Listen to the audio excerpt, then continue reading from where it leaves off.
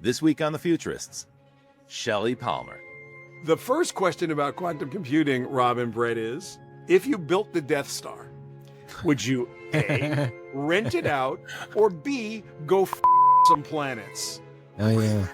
Whoever gets a quantum computer first is going to be faced with that choice, not in theory, but in practice.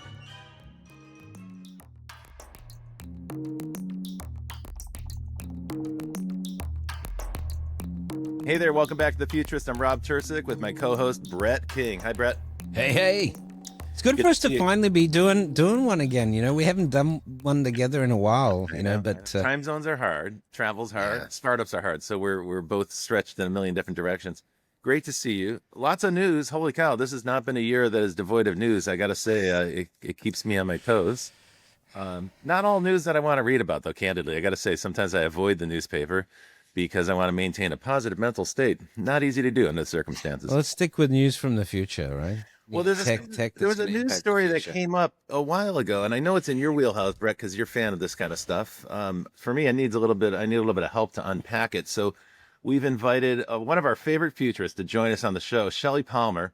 Shelly, welcome back to The Futurists. It's always fun to have you here. People love to hear from you, not just here, but on the news, elsewhere. Your great blog and your newsletter that you send out, I read it every day. Thank you. You do a very good job of unpacking the news of the future, but also doing it in a way where it's digestible. So you kind of present it in language that regular folks like me can understand. And that's something I really appreciate. So folks, if you're not familiar with that, you definitely got to check out shellypalmer.com.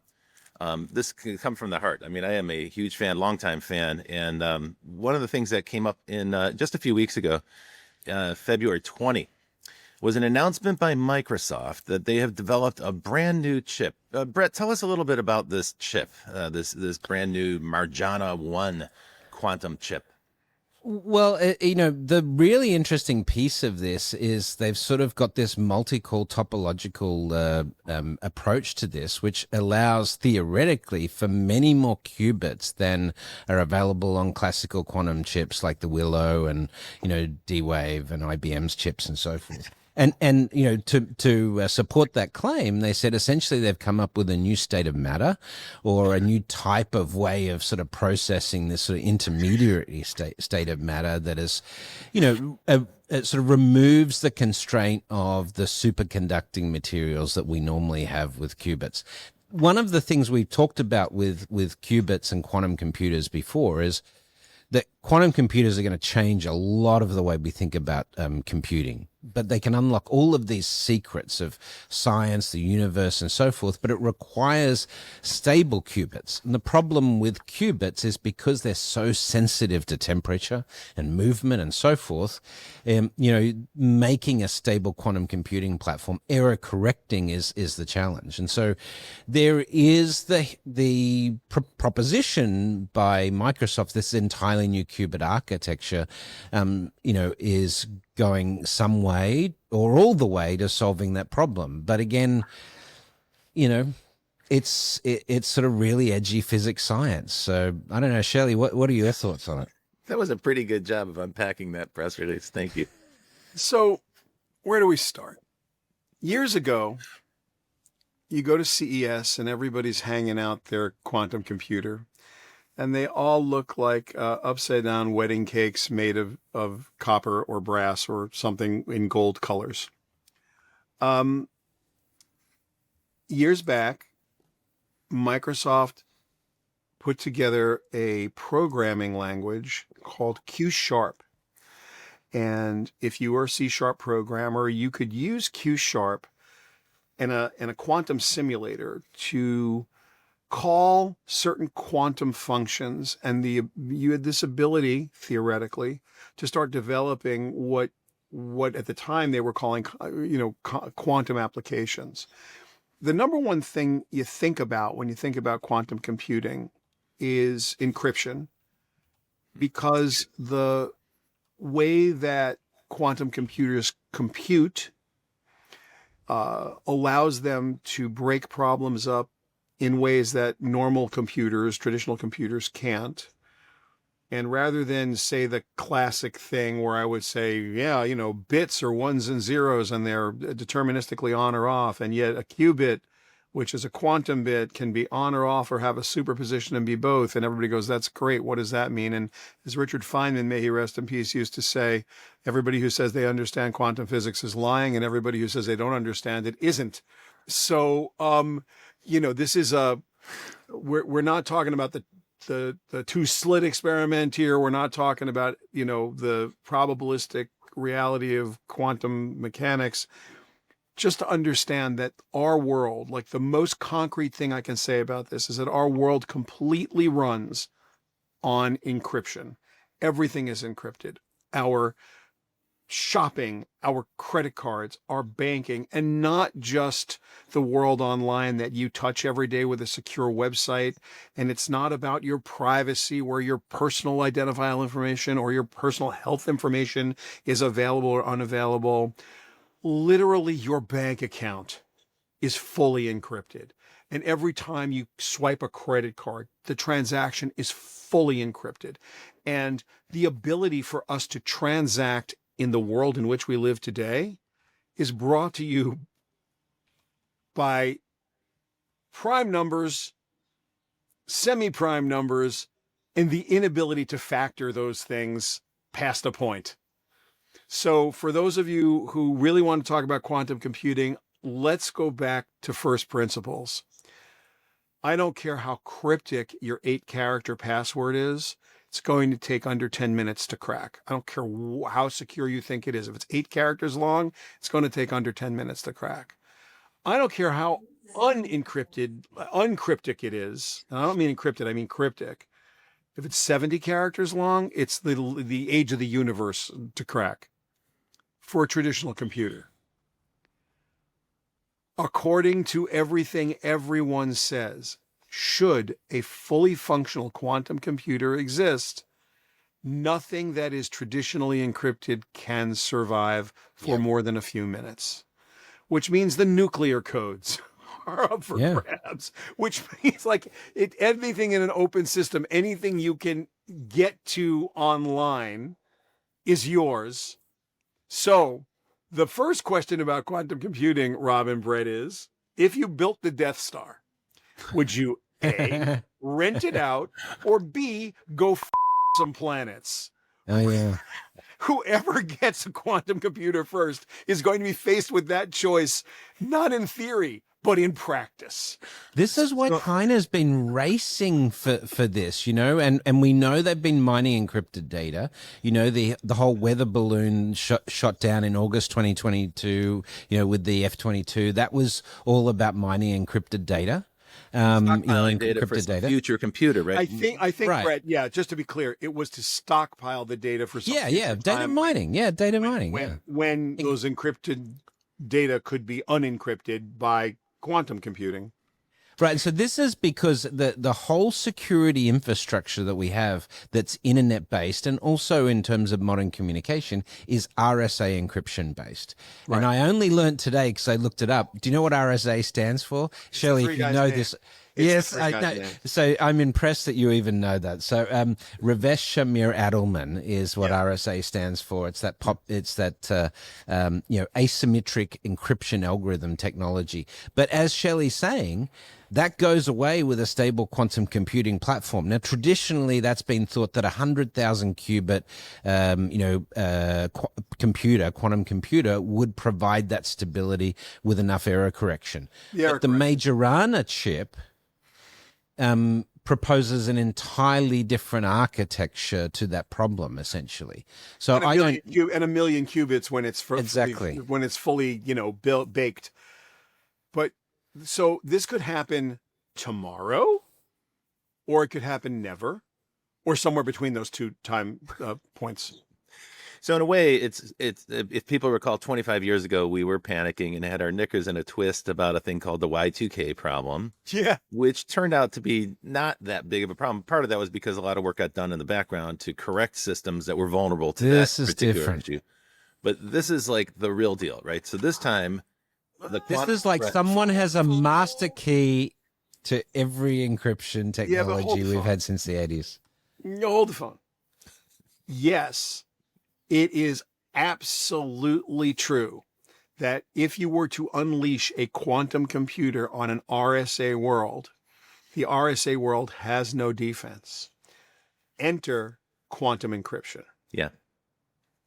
And so there's been a lot of work done, In fact, everybody I know in security that does that, bank, financial services, and it's not so much oddly, it's not so much in the healthcare side, because I think they feel like less threatened by this, but all the financial services groups that we've worked with, everybody's got some version of more than a theory in practice, what some level of quantum encryption would look like. And you need specialized hardware. You definitely do. You're going to need quantum computers to exist. There is I think I have to look it up. I think it's the acronym is QKD, but I don't remember. Let me see. So there's I got to look it up. It's quantum key PQC, which is post quantum cryptography, but there's PQC crystals is post quantum, and then there's crystals Kyber and crystals dilithium, which are the sort of signature post quantum algorithms right now from NIST at least, right? Right, and QKD is the other one, and it's I forget what it stands for. I think it's quantum key distribution. But for our audience here, because we're going a little deep into the gold mine here, we are geeking out. So basically, this is like an arms race in the sense that as quantum computing evolves, then you're going to have quantum encryption, and then the whole principle there is security is not a product; it's a process, and it's an ongoing process. So from time to time, people will ask me, people who listen to the show will ask me, like, well, what should my son study or what should my daughter study when they go to college? And one thing I'm getting from this conversation is quantum encryption is a guaranteed forever job. Like if you are a young person who's considering what to do in the future and you want full employment opportunities, focus on that field because it's brand new. You know that's not true, Rob. You know that's not true because this is going to be brought to you by algorithms and AI, and it's going to be an enduring arms race and a battlefield of artificial intelligence. No humans are going to be involved in this. This is going to be your AI fighting my AI, each one trying to torture each other into giving up the bank accounts. I can't imagine what this war is going to look like. It will be an enduring cyber war that will never end. Actually, Shelly, let me ask you. This is how I've been approaching this in conversations with banks. I've said, this is my take on it, but I'd love your input into this. I said, I think that, cloud native providers are going to just be able to plug in post quantum encryption because, you just add the quantum stack into the cloud, right? But if you've got on-premise solutions and you're not hybrid, at least, that's going to be a lot more difficult because, you then have to, how do you integrate quantum in unless you have your own quantum stack, right? So you are so right about what the pain is going to look like when someone gets this right. I think, if that Microsoft chip can be done in quantity, you can't get enough A or H100 cards off NVIDIA right now to just do the compute you need to do. Amazon's buying every one they make. Google makes their own TPUs, but if you need GPUs, you got to go to NVIDIA right now. I think they've got a backlog of forever. And so can you imagine what the backlog of quantum chips would be, especially if they have to operate at or near absolute zero and what the environment needs to be? It's like, come on, guys. I have no idea what on-premise means. And by the way, what that could mean, Brett, and this would be absolutely wacky.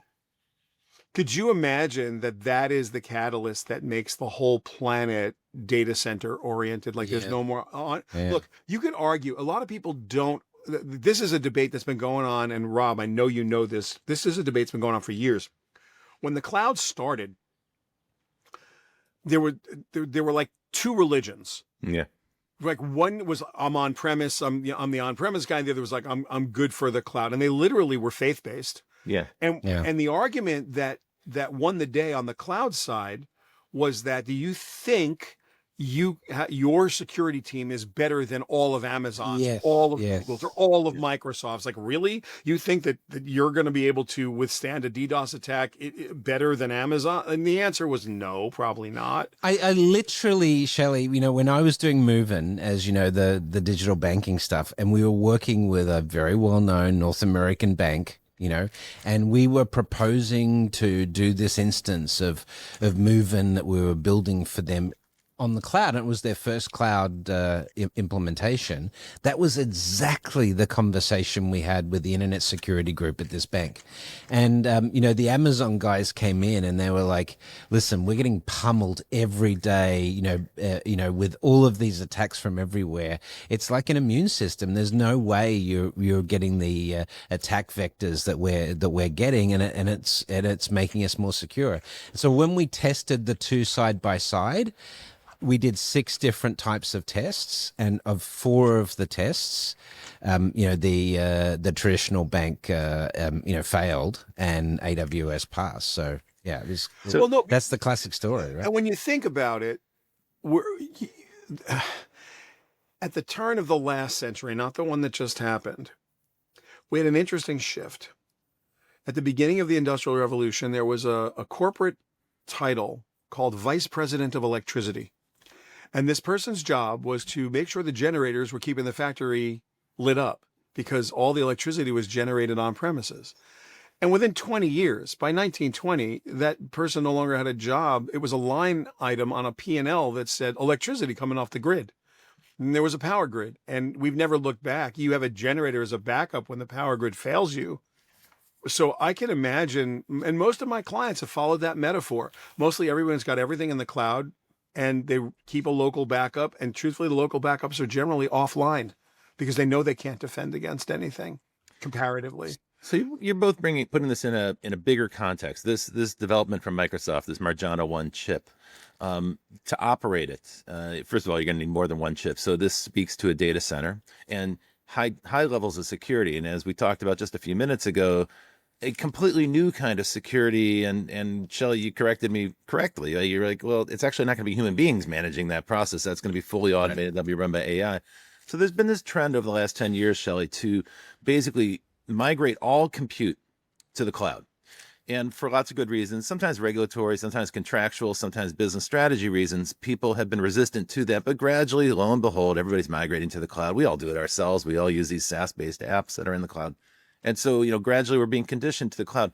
Now, we've had Bruce Schneier, the security expert, on our show before, and he's a great person to speak to about this topic because he views big tech with kind of a suspicious eye. Like, he looks at them, he's like, yeah, we should be skeptical about these people and their motives. His perspective is that their approach to security, this cloud, this idea, the argument you both have just rehearsed, which is, in union there's strength. If we're all inside the same fortress, we can have better defenses and so on. He's like, that's a feudal system. That's a medieval practice where, the villagers live near the castle in case someone was attacking. We could all go inside the fort. And he's like, basically, this is about choosing which feudal master you're going to serve. Now, he said that to me years ago. Here we are today, and I think it's quite true. These big tech companies keep getting bigger. They clearly have globe-dominating ambition. It's also clearly a U.S. versus China kind of geopolitical or geostrategic issue.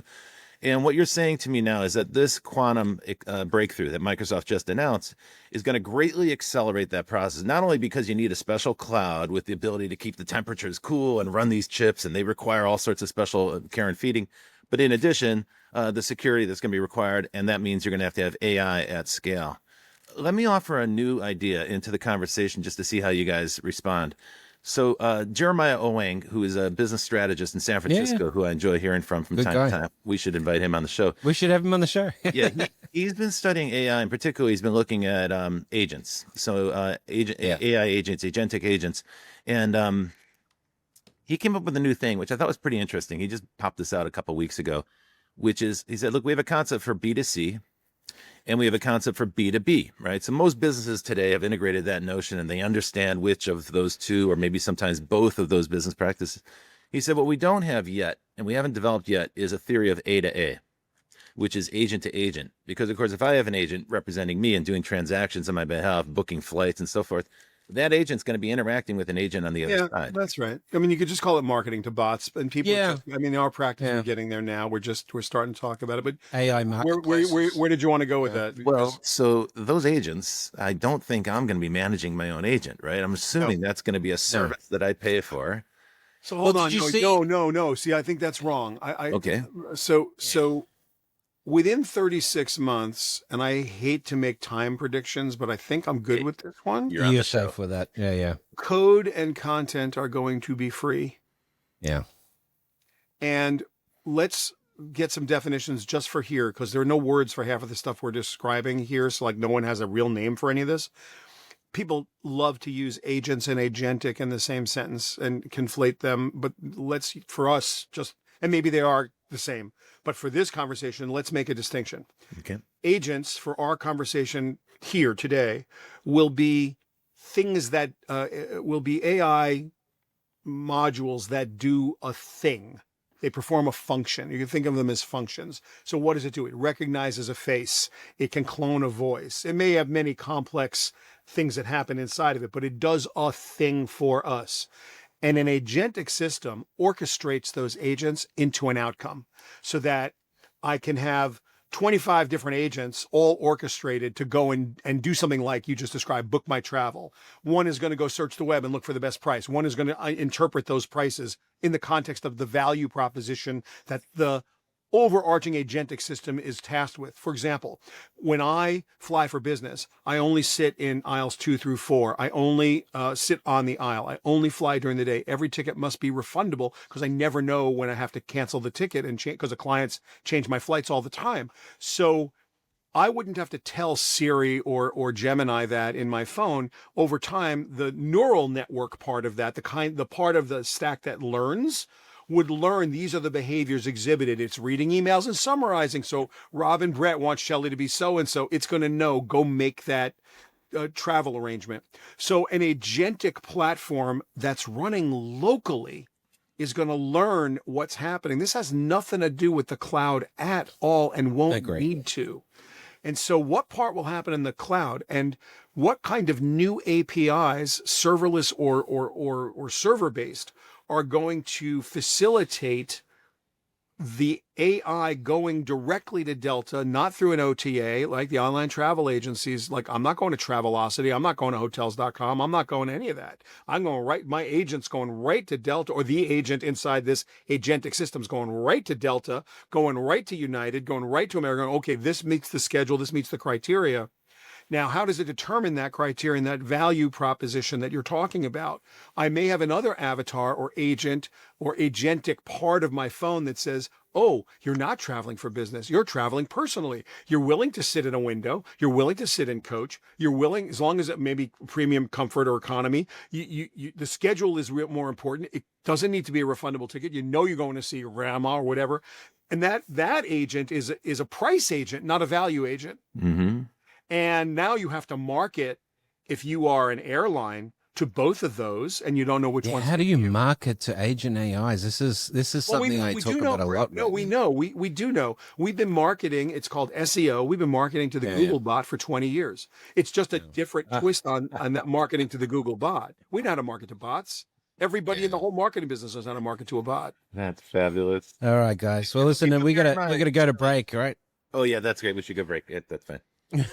But after the break, but let's talk about this because China just launched the DeepSeek equivalent of agentic AI this week as well. So we should talk about that. We're gonna go to a break. I know. We're gonna go to break. You're listening to The Futurists. I'm Brett King with my co-host Rob, and of course Shelly Palmer is our guest. We'll be right back.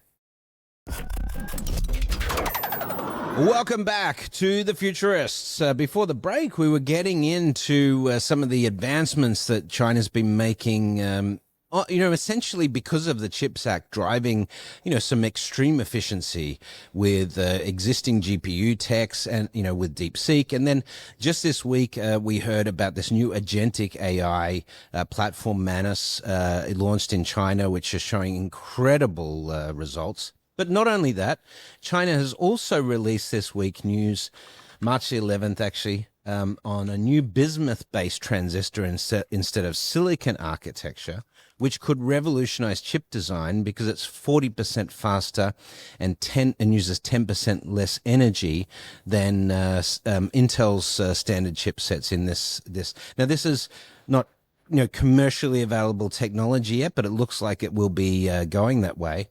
And this is appears to be an interesting side effect of the CHIPS Act. So, Shelly, what do you think about the innovation that's happening in the compute power space at the moment? What should we be looking for, given you've got the AI stuff and compression happening there, but you've also got compute power being contested? So I have a couple different thoughts about this. And look, Wall Street did what Wall Street does on like right around December 20th, DeepSeek v3 became generally available. DeepSeek had been around for a year or so before that. They're on our radar. In my CES keynote on January 8th, I showed off v3, and I told the audience in the room, this was trained on GPT-4. How do we know? Because the first question we ask every model we spin up is, what are you and how were you trained? And it said it was GPT-4. It was unabashedly thought it was GPT-4. And it was done with this technique called knowledge distillation. And they do have a little secret sauce. The white papers show a very specific way that, I won't get into the technical details, but a very specific way that they made a algorithmically more efficient way to do what perceptrons and backpropagation does. And they did it because, for whatever reason, they did it because they did it. Whether they were forced to because of the CHIPS Act or whether they were just innovative, they did it. Yeah. And then all of a sudden Wall Street goes crazy 20 days later when R1 shows up, which is the reasoning engine, and NVIDIA loses $600 billion in market cap overnight. And that's basically the same weekend that the newly inaugurated President Trump and a bunch of tech pros stand up in front of the world and say, we're going to spend $500 billion on brute force compute. Stargate's going from $100 billion to $500 billion. Let's go. And, ironic, the timing was a little ironic. But what I think everyone misunderstood, not the investors, because who knows what markets do, algorithmic efficiency and brute force compute have gone hand in hand since the dawn of compute. Like you build better chips, you build better computers, you get better algorithms. Like you just use software that can, exactly. Software is going to take advantage of it, and this is the world we live in. Now, what I think is fascinating is that DeepSeek, being open source, was instantly available on GitHub and Hugging Face. By Amazon and Microsoft spun it up, made it part of Bedrock and Azure Cloud. I mean, boom! You could by Monday morning after the announcement, you could start doing anything you wanted in the cloud with it. We're running it locally, and it comes in a bunch of flavors. You can. There's a 405 billion parameter model, but there's a 3 billion parameter model with 4int that, while it's a little crippled, it'll literally run on your phone. It'll actually run on a MacBook. And so you've got versions of this that'll run in all kinds of places. And this is the part that I find fascinating. And Brett, it's a long way of getting your question. When you think about big compute clouds and why I need to go to the cloud and what I need to do there versus what I need to do here right now that is none of anybody's business and can live in an app on the smartphone. It's like, and once that's out in the wild and you download it and it does something for you, is if you don't need the outside world, if I'm right and code and content go from where they are now to free, and I go into a world of social production where I just describe something and what I've described becomes reality. Like, I grew up in a world, as you did, where technical superiority was the key to artistic freedom. In order for me to begin my career as a composer producer, when I was starting out in the music business professionally, you needed to be able to sight sing, meaning someone hands you a page of music and you sing what's on the page like you'd been practicing it your whole life, or you didn't get the job. And whether it was whether you were playing an instrument or whether you were singing, that was absolutely a requirement in the New York jingle scene to get into the business. And everybody, that was the baseline. Those were the poker chips. You want to play this table? This is the ante. And so this idea that technical superiority was the key to artistic freedom was absolute. If I heard something in my head, I had two choices. I either had the technical chops to play it for you, or I had the technical chops to write it down so someone else could play it for you. Otherwise, it stayed locked in my head forever.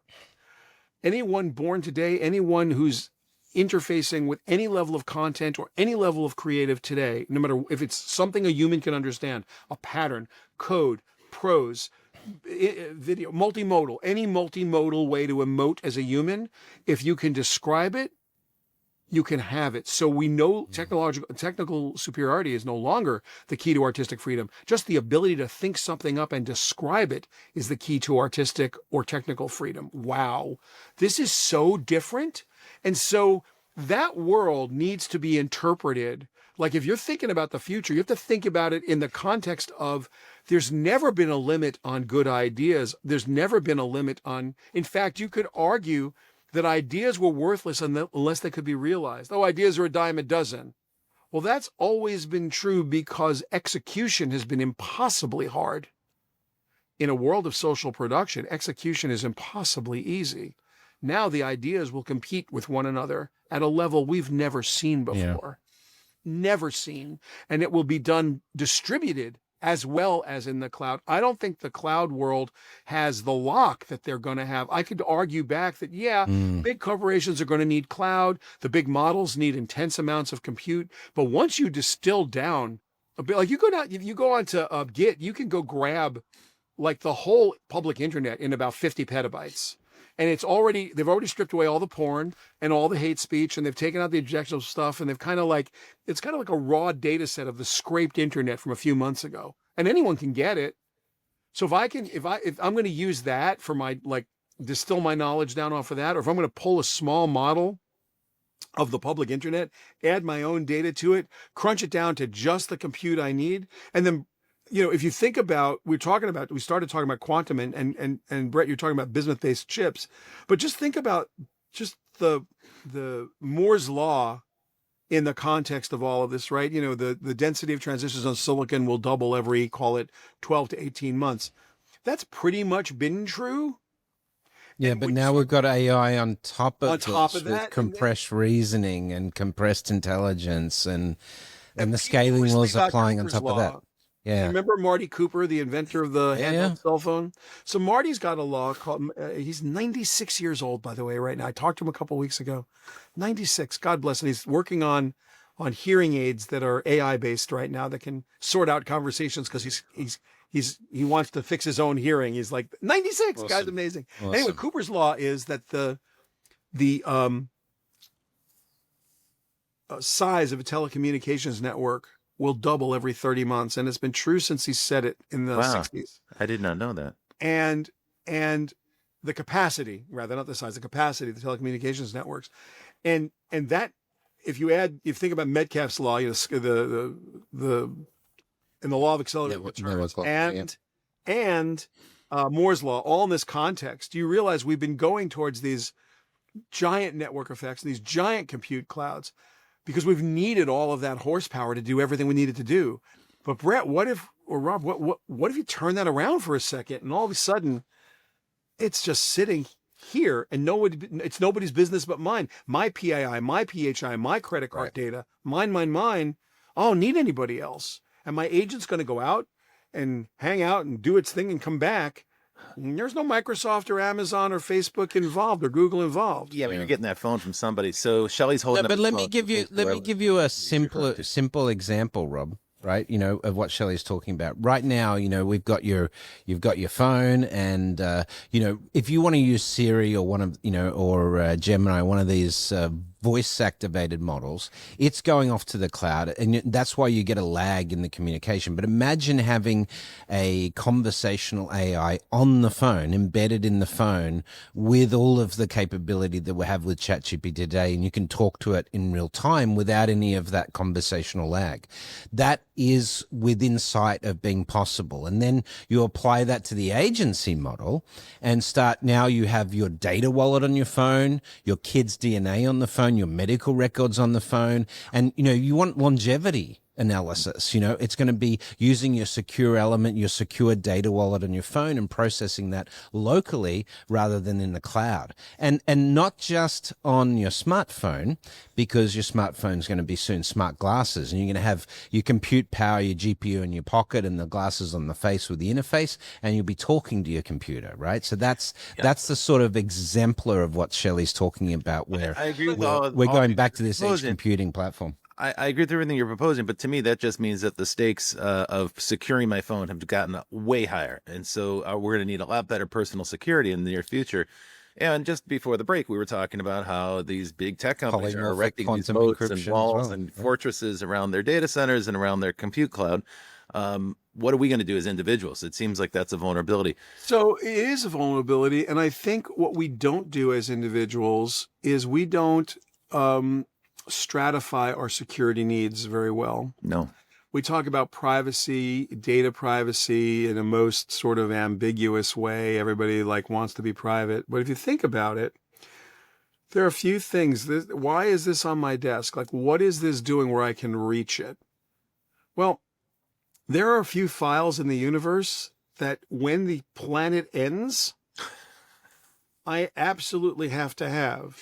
You know, you think about what a government is, you think about what a society is, you think about what the world order is. The world order is papers in a bureau. It's a bureaucracy, right? The deed to my house, the record that tells everyone in the world that I'm the landowner, that I own this cow, that I own this farm, that I own this tractor, that this is my money.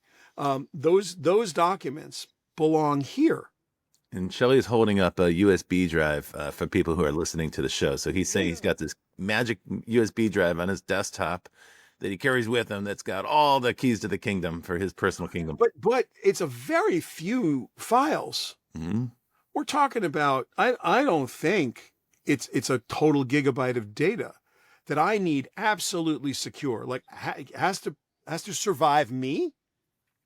It's like my last digital will and testament, if you will. If I was instantly gone tomorrow and one of my 3 children came in here when they read the open only if I'm dead, not mostly dead, actually dead, little Billy Crystal line in there. No, I swear it's actually what it says. Because, Princess Bride is basically mostly dead, the things you quote, when you need to. But exactly.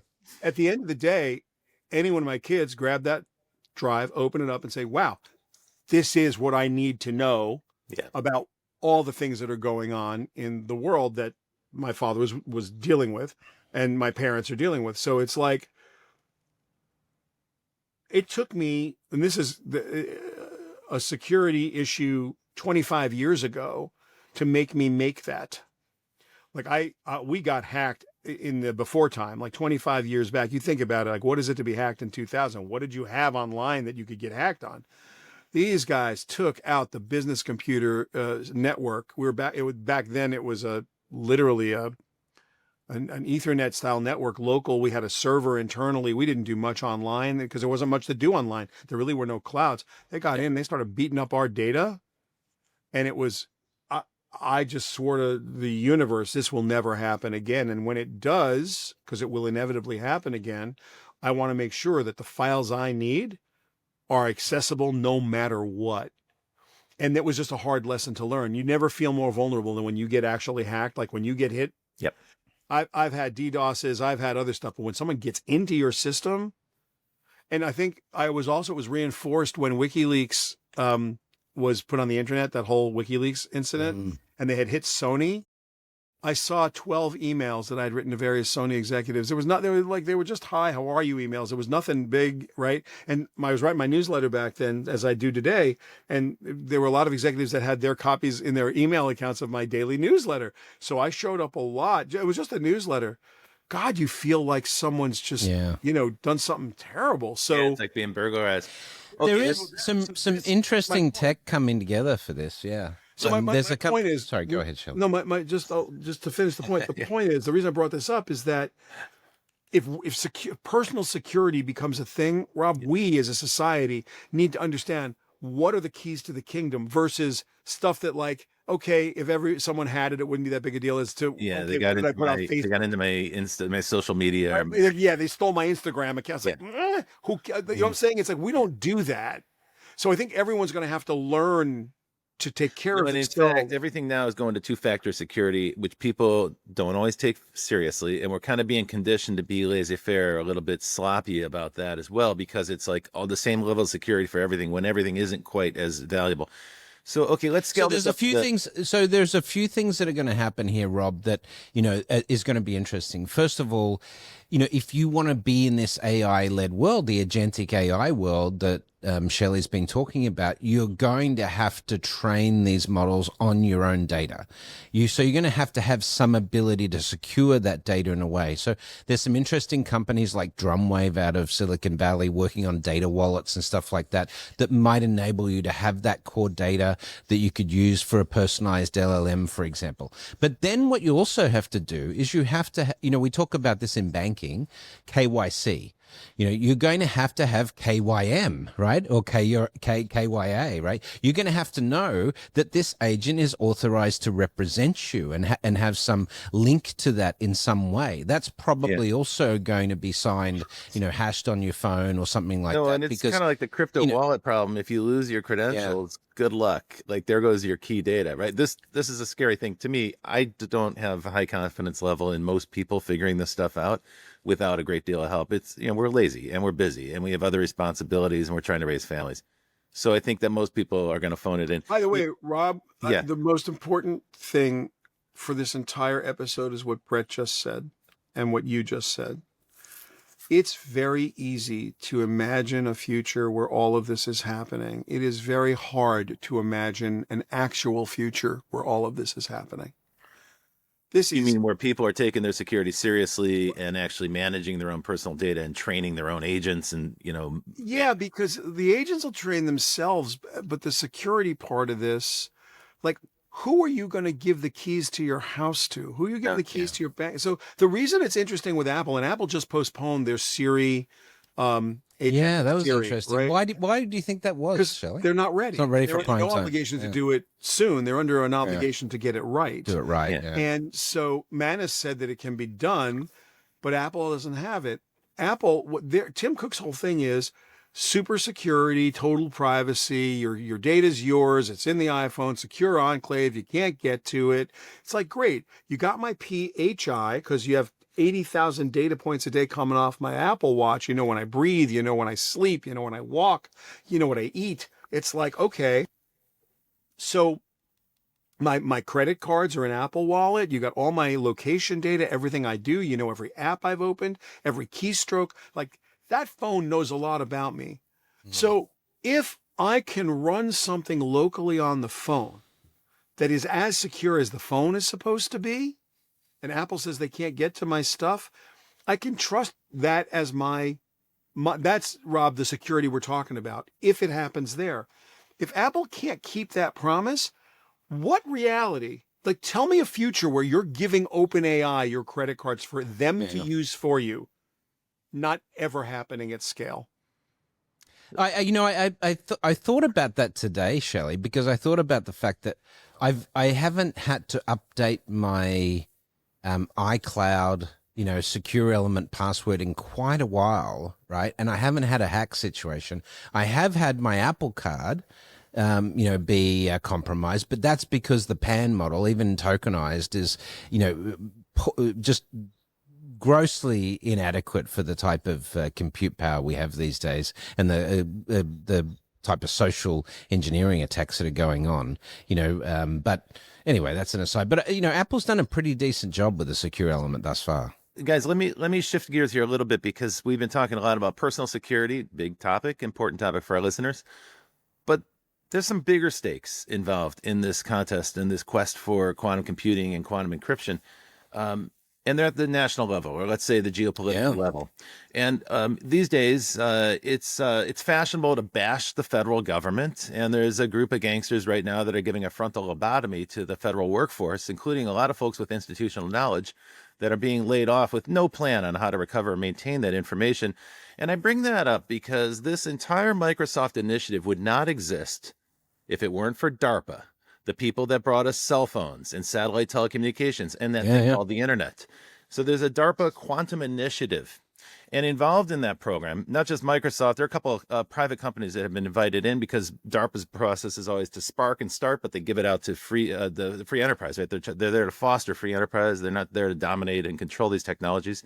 But they did it in concert with the Oak Ridge National Lab, Los Alamos National Lab, Air Force Research Lab, and NASA Ames. In other words, this is an initiative that has been driven by the federal government. And people tend to forget what the point of our federal government is. 77% of it is there to protect us from threats. And sometimes they're very abstract threats, or in this case, a very abstruse threat that we can barely articulate. That's the mission of DARPA, right? They're there to detect every new capability and find out if it can be used in an offensive or defensive manner. And that's why they have a quantum initiative. And that's what Microsoft was responding to in building this new Marjana 1 chip. So here, to close our show, I just wanted to give a little shout out to our federal government that actually does some things very, very well in keeping us all safe. And collective security has been a common theme in this show. So let me underscore that by saying the driver for all of this isn't a big cloud company or a big technology company on the West Coast. It's the federal government. I think, Rob, I agree with you, but I'll just say, isn't it interesting that we've had DeepSeek, we've had Manus, we've had this new chipset tech that we're talking about. China deployed 250 gigawatts of solar energy last year. That's more than what the US has deployed in its history. China is doing some pretty crazy, amazing things, but they've got very, very big government R&D budgets for these sort of scientific developments. And you can see that happening with the number of patents that are being issued and so forth. And right now we've got a significant attack happening, on the NSF and the NIH in terms of budgets. We've tried to stop China with the CHIPS Act. That's not Chinese attacking our budgets. That's the no, I know. cards, Yeah. right? But this is like, how is the US going to maintain its competitive innovation cycles without that sort of level investment going into the sciences? You're asking me. That's a different show, my friend. We definitely want to cover that topic. We should have Shelly back to talk about that. Let's talk about the understand. It's always great to have you on, Shelly. Thank you so much. Just understand, China has a set of problems that we also have here, but they have a set of problems. By 2100, they're going to go from 1.4 billion people in China to about 630 million, million people rather. And their aging population, they need to do stuff that at a scale and at a level that we can't really comprehend here. And when I think about AI, and I think about technology, the thing I think about the most is nobody. We talk about Moore's law. We talk about Metcalfe's law. We talk about the law of accelerating returns. We talk about Ray Kurzweil and the law of singularity is near. Says, we're going to have 20,000 years of progress in the 21st century. You can intellectualize that. You can draw it on a graph. I think over the last 6 months, I have emotionalized it. I've never studied harder. More stuff has never come at me faster, ever. I have never needed to know more. I've never felt that I knew less than I do right now. Every morning I wake up feeling like, oh my God, will I be able to read all the right things, talk to the right people, know what I'm supposed to know? My client's going to ask me stuff that, am I going to have to understand what, the Chinese have more bismuth in China than anywhere else in the world. And bismuth chips is like, this is what I need today. Yeah. And the answer is, yeah, I do. And there's going to come a time in the very, very, very near future where no one can keep up with what's happening. And I don't know what that future looks like, because while that's always been true, there's always more to be seen that can be, was the song, more to be read, heard, more to be seen that can never be seen, more to experience than can ever be experienced. This is stuff we need to understand.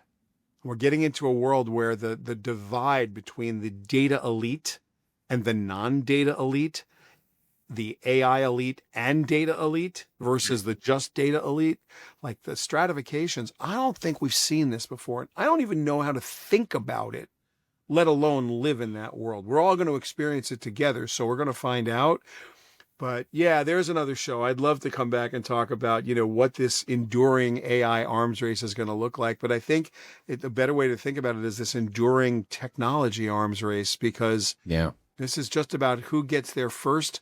The U.S., if it wants to dominate this century, needs to do the one thing I think we might actually have a shot at, which is dominate AI. Because if you don't, you can't dominate the future. Can't be done. That brings us to the topic of open source versus closed proprietary models. So next show. And also Let's not wait too long to get to that. industrialized AI versus consumer AI. That's a whole different ballgame as well. So Thanks, Shelly guys, for Palmer, having it's me. always a pleasure to have you on this show. You're so much fun to talk to. You're so knowledgeable, and you gracefully jump from one topic to another and follow our crazy lead. We're not that organized, candidly. Shelly, where can people find you and learn more about you? don't tell the audience that sort of stuff, Rob. Come on, man. We spend weeks researching for every episode. Our giant research team is actually feeding us lines. Exactly. So you can learn everything you want to learn at shellypalmer.com, ShellyPalmer.com. We have a free newsletter that I do every morning. You're welcome to that. It's out 7 days a week. And during the week, it's I rant about something, and we give you the 5-6 stories that I think matter. And then on the weekends, as a wrap up on Saturday, on Sunday, I write a thought leadership piece, whatever has my attention for the week. We've got all kinds of courses and free resources at shellypalmer.com/AI. Everything there is free, and you're welcome to it. So please subscribe to the newsletter, visit the website, reach out with any of your AI questions. We've got some courses you can take that are free. We offer all kinds of consulting services, so please feel free to reach out. You can, of course, find me wherever social media is found. Super. Well, wonderful to have you on the show. Brett, Thank always you. fun to see you. And folks, we'll be Good. back next Good week working with with you. another futurist or another person who's thinking about shaping and influencing the future. Until then, Brett, here we go. Until then, we'll see you In the future.